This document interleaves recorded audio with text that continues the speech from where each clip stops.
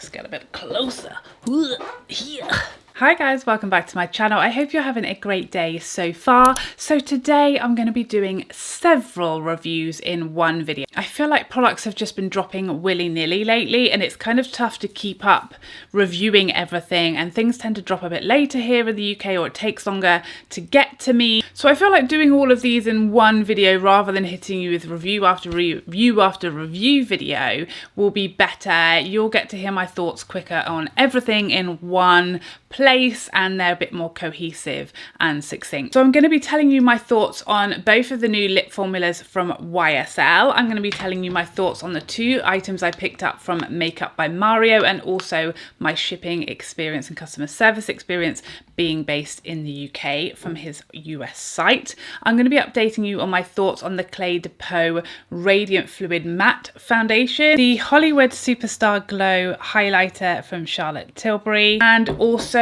the new Sonia G Smooth Buffer brush. So that's everything we're going to be covering in this video. I'm going to be doing some comparisons and swatches and things like that, as well as showing you the application of all of these products. So it is literally going to be some very detailed reviews, but in a quicker fire format. So let's start off with these lipsticks from YSL. They came out with two new formulas in a range of shades, and apparently these shades were intended to mimic natural skin tones and tones of lip, so more natural lip tone. So we have the luminous matte lipstick, and then we have the water stain glow lip gloss. I'm going to start off with the one I'm wearing, which is the Slim Glow Matte, and I have the shade 213 No Taboo Chili. I love this lipstick. The smell, oh my goodness. I spent so long trying to work out what this smell is. If you have this and you know what the smell is, please let me know, because it's driving me nuts. It's some kind of like dessert that I've had before. I feel like some kind of like jelly type thing, but I just can't quite put my finger on it, but it smells like sweets. It's beautiful. I love the shape of the applicator. It makes it very easy to apply. I love that you get like a beautiful opaque coverage of the lip. It glides on super smoothly, and the formula is so comfortable on the lips. I don't know why they're calling it a glow matte. To me, it's just a like satin lipstick. There's nothing really matte about it. It's got a lovely shine and a glow to it. It's long wearing, but it's not completely transfer proof, and it just fades nice and beautifully like a lot of lipsticks, but it wears nice and long. It will make it through, you know, a dinner and a coffee or something like that, and then just need a light top up afterwards.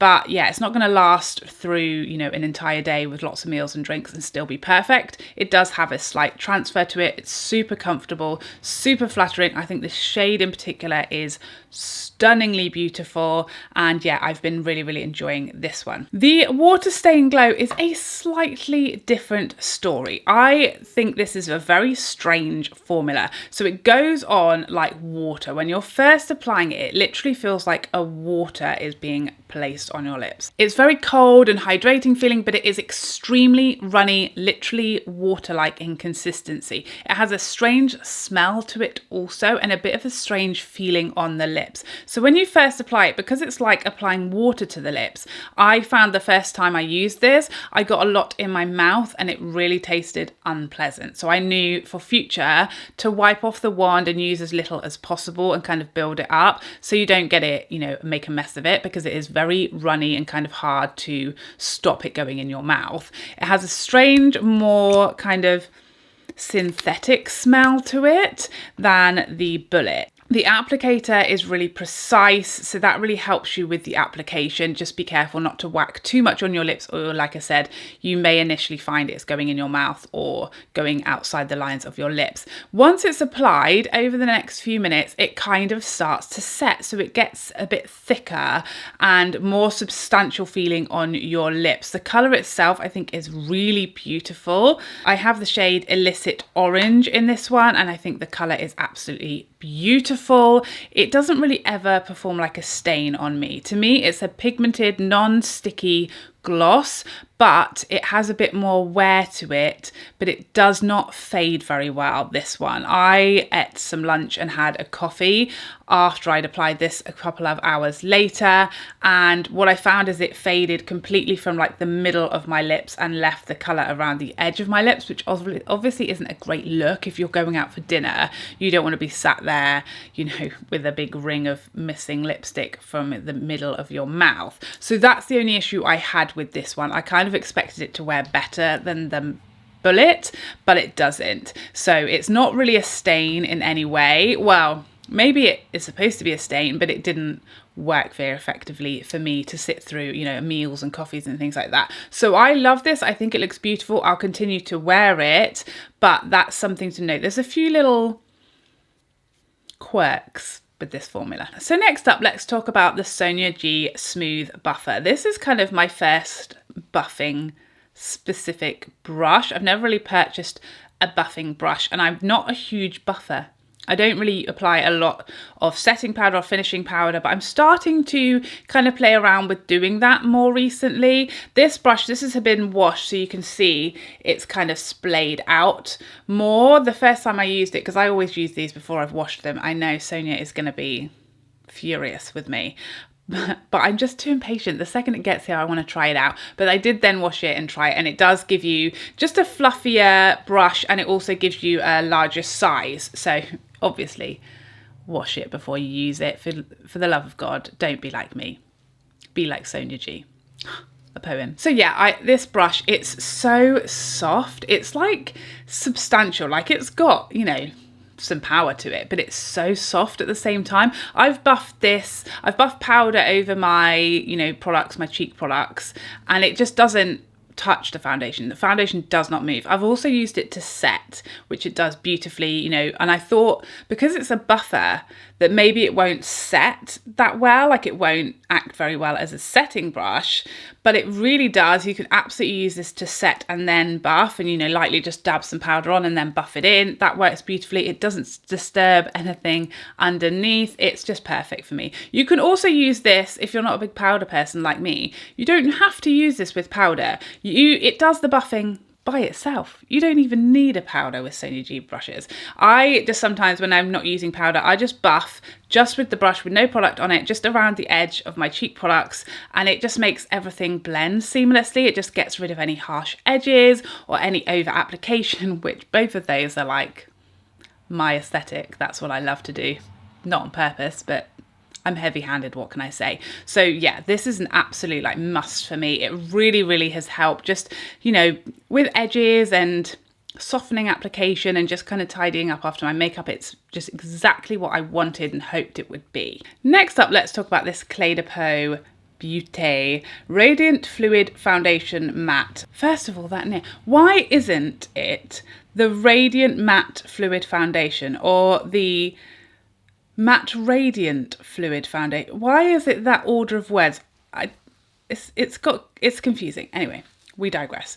So this foundation I picked up after watching Michelle Wong's review, and I've since watched Tara Lynn's review. So big shout out for Tara Lynn for always helping me out with my shade matches, because we are like pretty much shade twins, more or less. So I picked up the shade BF50. Now I initially talked about this in my Will I Buy It, and I wasn't sure I was going to purchase it because the shade range looked appalling on the Harrods website. When it popped up on Harrods, the shade range, it had 17 shades, and it just looked, it's very hard to tell because they had those, you know, like paint splotches, not like real foundation. It was just like, you know, a filled in paintbrush box, which is just really unhelpful when you're trying to shade match. But it was very hard to make head or tail of the shade range, and there was only 17 shades, and they did not have this shade that was the one I thought I would be based on the images I'd seen online. They were missing a lot of the shades. So when I did some more investigation and found the full shade range, which is actually 24 shades, it's obviously not the largest shade range. It's obviously not the best shade range we've ever seen, but they do have 4 shades in each category. So there's 4 fair, 4 light, 4 medium, 4 tan, 4 deep. You get me, you hear me. There's 4 in each category. So although it kind of sucks as a shade range, it sucks pretty equally for all of us, especially if you are warm toned, because there are only 3, that's right, 3 warm toned shades out of the 24. The rest are either cool or neutral. So yeah, it needs a lot of work, the shade range, but I don't find it to be like super exclusive, which are the shade ranges that I choose not to review on my channel. So back to the foundation. This has SPF 20 in it, and it claims to be like a radiant matte. So it's a matte foundation with a luminosity to it. The bottle is like gloriously beautiful. I don't love the plastic cap. It feels a bit cheap, as does the plastic pump. I wish that the pump and the cap were a little chicer to look at, but yeah, that's me nitpicking. You need a small amount of this foundation. It is very expensive, but it does give you 35 mils. So you do get a little bit extra for your money, which I appreciate. And it is also one of these where you only need 1 pump with a brush, maybe 2 pumps with a sponge, and you will get like a full flawless coverage. So it's going to last you a decent amount of time. It goes on so quick and easy and flawlessly, like absolute dream. It's very quick and easy to apply. You get full coverage very quickly and easily with minimal product, and it just blends into the skin like an absolute dream. It's definitely a more matte foundation for my preference. I'd say it's a little more matte than the Tom Ford Soft Matte, and it does have a noticeable fragrance, which is worth noting for those of you who are sensitive to fragrance. Now, it's nowhere near as offensive and pungent as the Chanel Le Beige that I reviewed recently, and I know I talked about the overwhelming offensive fragrance that almost has me passing out every time I use it. This is not on that level to me. For a start, the actual fragrance itself is a much nicer smell. It smells more like something you might like to eat, like a jelly or something like that. It smells fruity and yeah, something that you might like to eat, and it's not quite as overwhelming, overpowering, powdery perfume smell as the Chanel. It also dissipates faster. I can't smell this all day. Once it's applied, and you can't smell it any longer, whereas the Chanel, I feel like I can just drown in it all day. I can smell that foundation, whereas this I can't.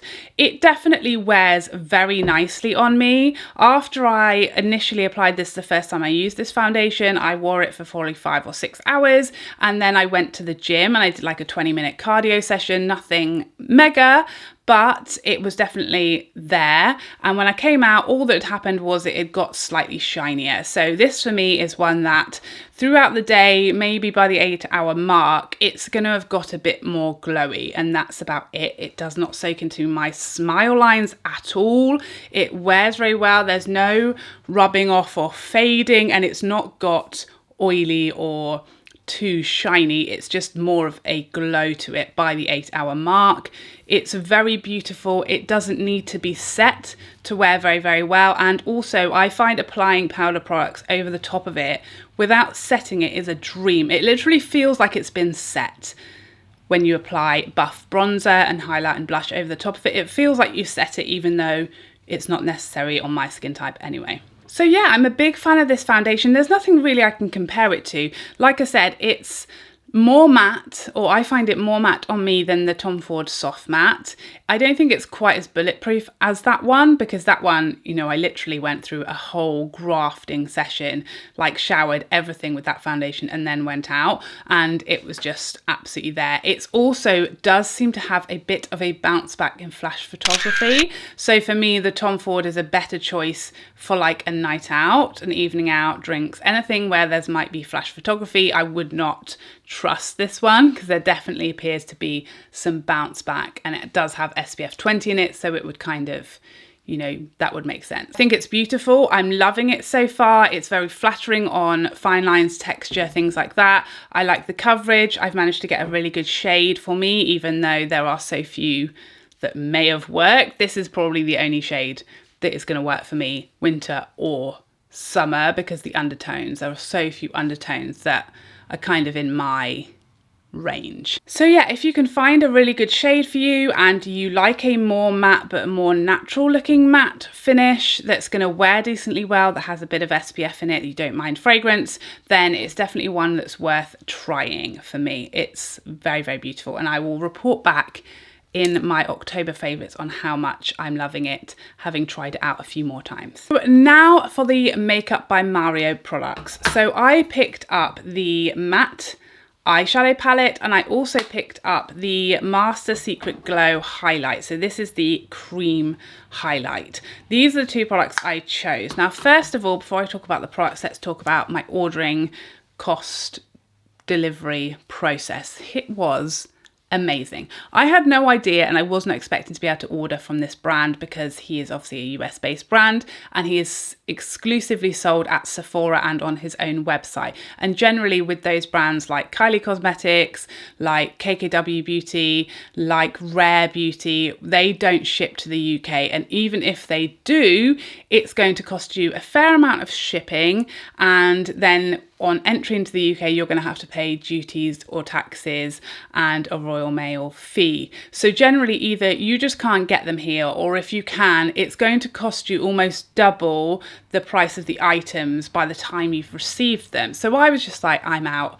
I'm not going to be able to get it. It's either not going to ship here or it's going to cost so much. It's just not worth it to me. So anyway, I went on his website out of curiosity, just to have a look around, to see how much the delivery costed, to see what the process was, and just to see so that I could discuss it in my Will I Buy It video. And to my shock and awe, I discovered that not only do they ship to the UK, ship internationally in fact, but it is free over $75, which is just under £60. So just under £60 spend, free delivery to the UK. That includes all taxes and duties, etc. That was my exact face. So yes, against all odds, Makeup by Mario just came out of the gate and smashed it out of the park and showed all these other brands how it should be done, how international customers should be treated. So not only did I immediately place my order, which was easy, nothing was sold out, I then got an immediate confirmation email. Within 24 hours, I had received my dispatched email, and then the goods came through my door on the next working day. Let that sink in. So all of this was flipping amazing. So far, so flipping good. As a UK customer, I would have no hesitation to order from his website again. I had an amazing experience. Communication, speed, delivery, everything was amazing. The actual packaging, I was a bit like, ooh. It came in a nice black box, but the only protection of the palette was some tissue paper. There was no bubble wrap or anything like that, which made me slightly nervous, but you know, everything was in one piece. So let's start off with the eyeshadow palette. This color story, I am obsessed with. When I saw this, I was like, that is exactly what I've been looking for. This exact palette in all mattes is what I've wanted for ages. Just to do these kind of no makeup, office appropriate, super natural, toned down, flattering, has she got makeup on type of makeup. And I feel like I know he said that these tones were designed to mimic real skin tones. They're supposed to look, the undertones and everything, to really mimic real skin tones, and I feel like he has nailed that out the park. This shade that I've got on my lid, which is this one right here, is literally the color of like my eyelid. It looks so perfect and natural that like I feel he's just really knocked that out of the park. I love that. I didn't mind the packaging. I know lots of people do because it's white, you know, it's going to get filthy, but then it is that wipe off shiny material. So, you know, so far it's fine. I don't mind the packaging. I like that it's got a big fat mirror, and I like that it will stand up so that I can, you know, do it hands-free, you know? I like that. As far as the formula, it didn't knock my socks off, is what I could say to you. It's not a terrible formula, and I think, to be honest with you, my expectations were probably a bit too high. I really expected this to be like Natasha Denona, Pat McGrath, Viseart, like that's where I expected these matte formulas to be. And actually this palette, it's just not in that price point, so that was maybe a bit unfair of me to expect that. I'd say these shadows, they're more so in line with like the ABH shadows, the ABH mattes. They're closer to those formulas for me.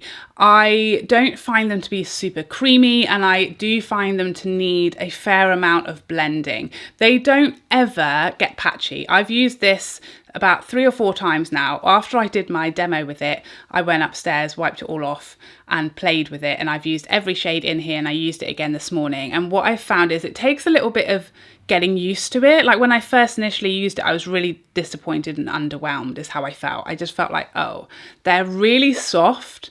They're somewhat lacking in pigmentation, certainly to what I was expecting. I was expecting them to be super pigmented. They definitely aren't. They're definitely more buildable. And to be fair, having looked at his claims, he says that this is a medium buildable formula. So he doesn't claim that this is supposed to be super pigmented, really opaque shadows, and they're not. They're soft. And I found the first time I used it, I was using like 4 or 5 shades, and it kind of looked like there was really nothing there.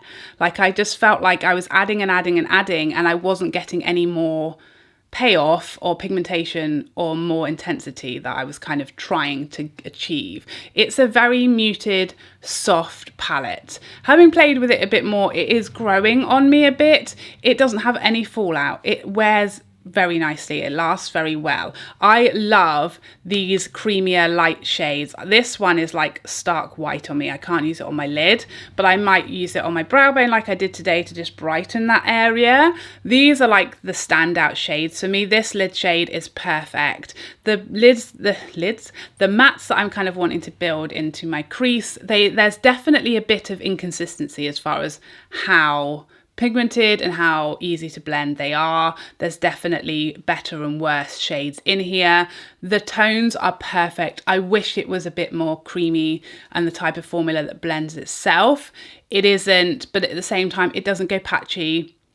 It just blends and it blends away, and you end up with a soft look. And as much as you're trying to build it up, I feel like it is designed and will do better applied over unset primer than it will concealer and powder, which you know is what I tend to prefer. So there's definitely pros and cons. It's definitely growing on me. It's certainly not a palette that's blown me away, and it's not quite what I'd hoped it would be. But having said that, for the colour story, for the number of mattes in one place that does this one thing, I don't really regret purchasing it, because it does achieve what I wanted it to, just with a bit more work, a bit more building up, a bit more blending than I expected, and in a softer, more muted way than I expected. I expected with using this bottom row, I'd get quite an intense eye, and this is about as intense as I can get out of this palette, to be honest with you. But now I've adjusted my expectations, I know what it is and it isn't. I'm actually like, I think I'll get some use out of this and I will enjoy it.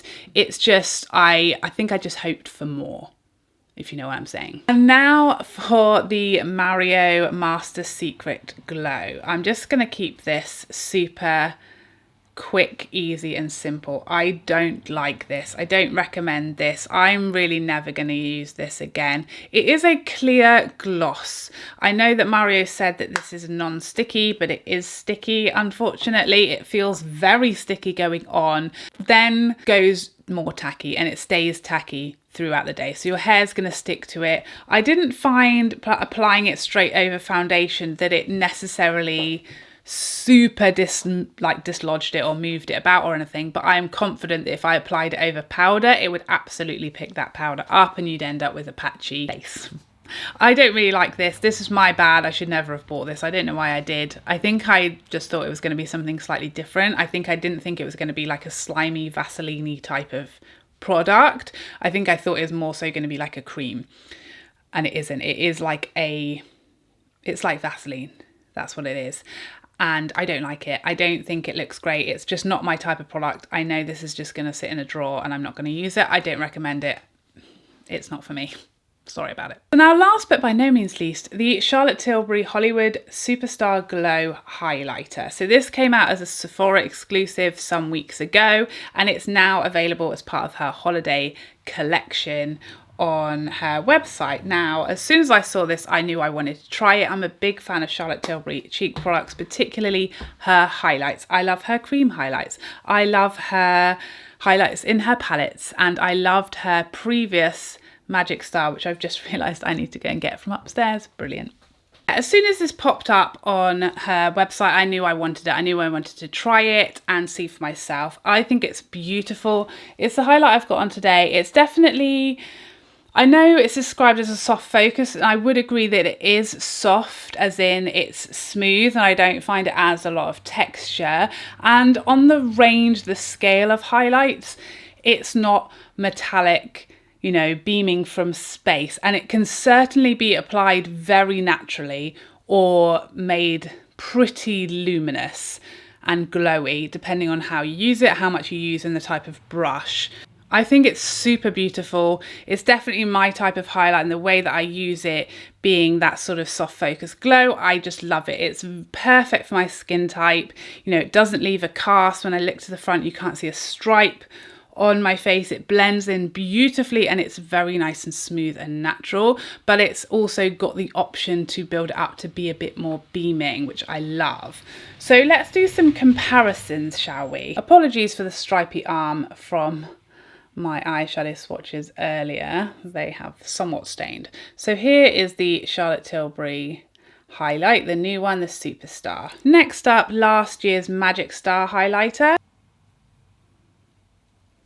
Much more gold, much more metallic. Next up, the highlight out of the Glowgasm palette. This is the shade Lovegasm, the deeper palette.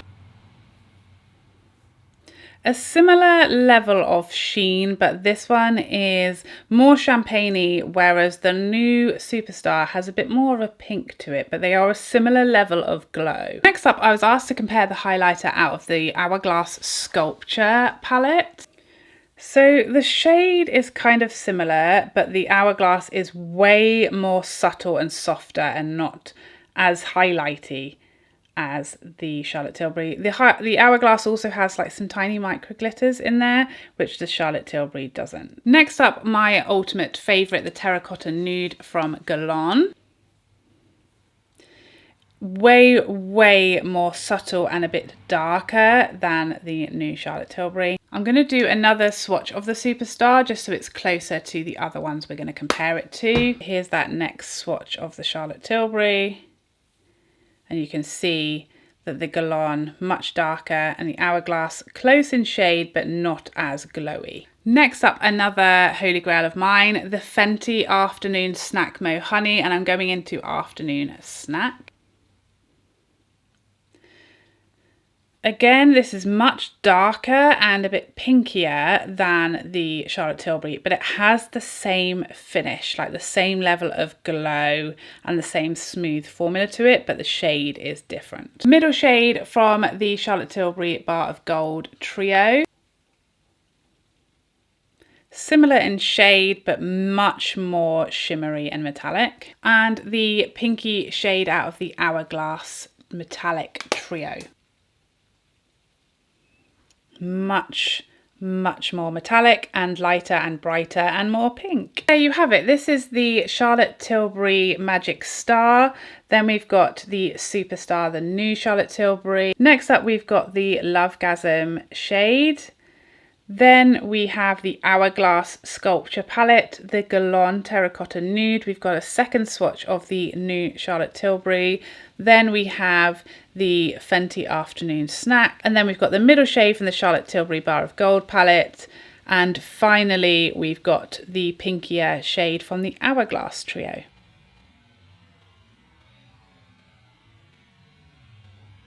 So a long story short, I don't have a dupe for this. I don't have anything that's very close in shade or anything like that. The closest in shade would be the highlighter out of the Hourglass Sculpture palette. That's the closest colour-wise, but much more subtle. And then as far as formula, the closest that I found to the finish is the more subtle side, the Afternoon Snack side out of the Fenty Beauty Duo for reference. I think this highlighter is beautiful. It's definitely going into my top drawer. It's definitely like a love from me. I think it's beautiful. I love the shade. I love the level of luminosity and how smooth it is. And yeah, So there you have it, lots of lovely, amazing new products. I wouldn't necessarily recommend the Makeup by Mario range to you. I think there's probably better out there, but maybe not at that same price point with all of that colour story. So really it's up to you as to whether you need or want that in your collection, whether you have something like it that you feel is a more superior formula. I love my Smooth Buffer. I knew that I would. Everything from Sonia G is just amazing. I love both of these lip shades, but I do feel like the Glow Matte is the superior formula if you're looking for something that you won't have to top up, that's more long wearing. The Cle De Peau foundation I think is gorgeous. I will update you further in my favourites as I use it over the next few weeks. The highlight from Charlotte Tilbury is an absolute love. And I think that's everything. I hope you enjoyed this video and you found it helpful in some way, and I would love to see you in the next one. Otherwise, take care for now. Bye.